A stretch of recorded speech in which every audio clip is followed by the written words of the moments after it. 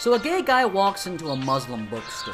He asks the Muslim store owner, "Do you have that book, the one that explains Trump's Muslim ban and illustrates points concerning his immigration policy?" The Muslim owner responds, "Get the fuck out of here, you pig. Get the fuck out and stay out, and if you ever try to come back, I'll personally beat your ass." The guy answers, "Yeah, that's the one. Do you have it in paperback?" It seems like liberals in America have gone completely, absolutely insane after the election of Donald Trump. They simply cannot fathom a world where this exists, and their entire worldview, with themselves at the center, has been turned upside down.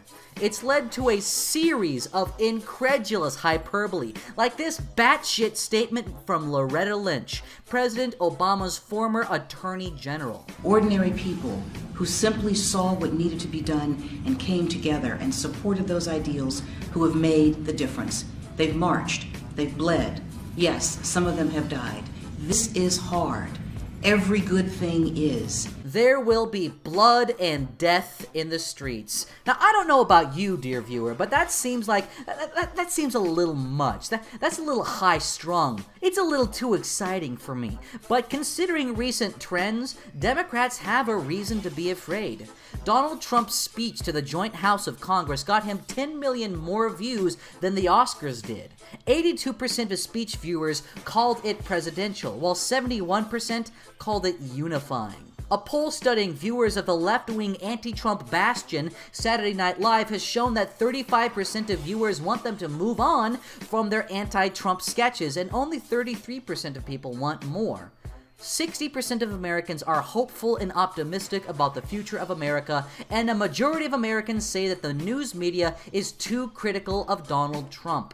Now, a lot of Trump supporters have chalked this amazing sea change in American opinion up to some grand intellectual chess game. Donald Trump is playing 67th dimensional underwater backgammon. He's some kind of time traveler. Donald Trump is the reincarnation of George Patton, and his father has Nikola Tesla's time travel inventions. But the honest truth is that none of this is because of Donald Trump's incredible wit, and believe me,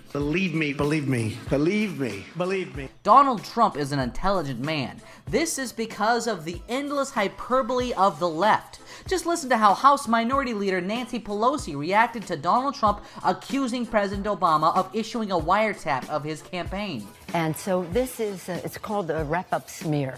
You make up something, and then you have the press write about it, and then you say everybody's writing about this charge. It's a tool of an authoritarian to just have you always be talking about what you want them to be talking about. Rather than Russia, we're talking about, did President Obama do thus and so? He's an authoritarian. Donald Trump is an authoritarian for sending mean tweets. The government would never spy on American citizens ever, and this is just a distraction from the real issue, the Russian connection. Donald Trump tweets and the world goes insane. Now, not only is this a clear and present example of Nancy Pelosi being some scumbag politician with the eyes of a dead fish and more Botox than a Hollywood heroin addict, it's a clear and blatant lie. We've known that the NSA spies on American citizens since Edward Snowden, but even more spectacularly, the evidence that this is a lie is apparently a matter of public record. There's a report that June 2016, there's a FISA request by the Obama administration Foreign Intelligence Surveillance Court to monitor communications involving Donald Trump and several other campaign officials. Then they get turned down, and then in October they renew it, and they do start a wiretap at Trump Tower with some computer and Russian banks, and it doesn't show up anything. Fox News breaks the story that, yes, the Obama administration wiretapped Donald Trump's presidential campaign. But the lies and deceit don't stop there. After the American people have been shown that the emperor wears no clothes, Democrats double down. Because apparently even if Obama did wiretap Donald Trump, that's just stronger evidence that Donald Trump has been colluding with Russia. Donald Trump has been resting his sack on Jake Tapper's forehead for the past 6 months. And while Donald may be playing six-dimensional intergalactic underwater basket weaving, his opponents in the media are busy shitting onto a checkerboard and screaming about racism.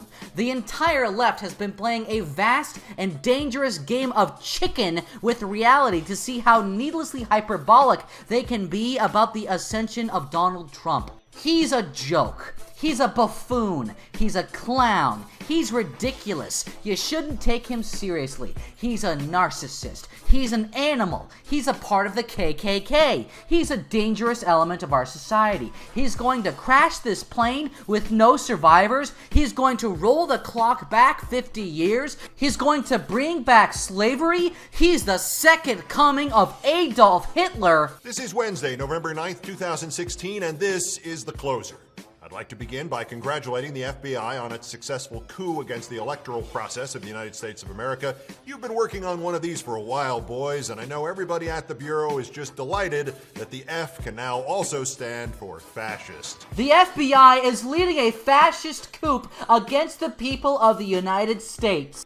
Trump's travel ban is a Muslim ban, and his immigration enforcement order is a purge of Hispanics, and I am tired of hearing the radical right bullshit that they are anything else. He is literally going to put people in concentration camps and fucking gas all the Muslims. The bar has been set so low for Donald Trump that if he avoids committing genocide, he'll have beaten all expectation.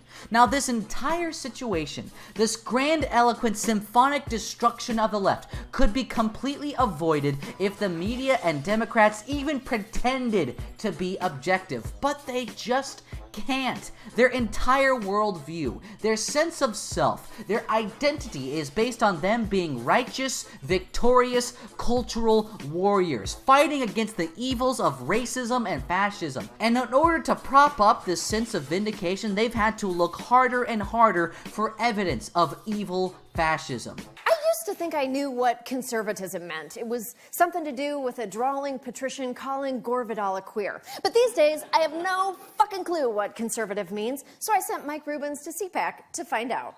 This year, the bow ties were gone, replaced by Nazi hair. Nazi hair, Nazi hair. Fuck off. Nazi haircuts. We've gone from Nazi frogs to Nazi haircuts. And the best part about it is that one of the people here with a so-called Nazi haircut actually has stage 4 brain cancer. I mean, can you be any more of a fucking pathetic meme? You're a skinhead, you bitch! No, Dad, it's leukemia. Funnily enough, this is the first time I've ever laughed at one of Samantha Bee's jokes. Because of these overblown reactions, because of this hyperbole, because of how ridiculous everyone from Jon Stewart to Nancy Pelosi is behaving on the left has become incredibly fun to fuck with. These parodies write themselves, especially when it's just so easy to get in media. We've gone from BuzzFeed reporting about rare Pepes in 2015 to the Anti-Defamation League designating Pepe as an official hate symbol in 2016. Now, this is a scientific study published by Cornell University about the impact of 4chan on internet culture. One specific hilarious call-out is to Operation Google, which tried to replace offensive words like the N-word with the word Google, which changes the meaning of the phrase Google Hangouts. It seems that Operation Google was mostly a success in terms of propaganda via media coverage. The most popular image on poll during our collection period, perhaps the least rare Pepe. There are literally scientific papers being written about fucking rare Pepes. In this ridiculous culture, how can you not, at the very least, appreciate the election of Donald Trump as some kind of grand comeuppance? The cathartic release of the hubris of the left, the just revenge for the snarling, condescending, overbearing, preening, nannying culture warriors of the left. There was a single moment during Trump's speech to Congress that stuck out to everyone, including me. The entire House applauded the wife of a slain Navy SEAL as she cried on national television, and Democrats sat in their seat because they didn't want to give Trump the optic of the entire nation applauding him as he honors a fallen soldier. What this says to me is that the Democrats aren't afraid of Donald Trump failing and harming the United States. What they're really afraid of is Donald Trump succeeding and winning the public from their decrepit grass.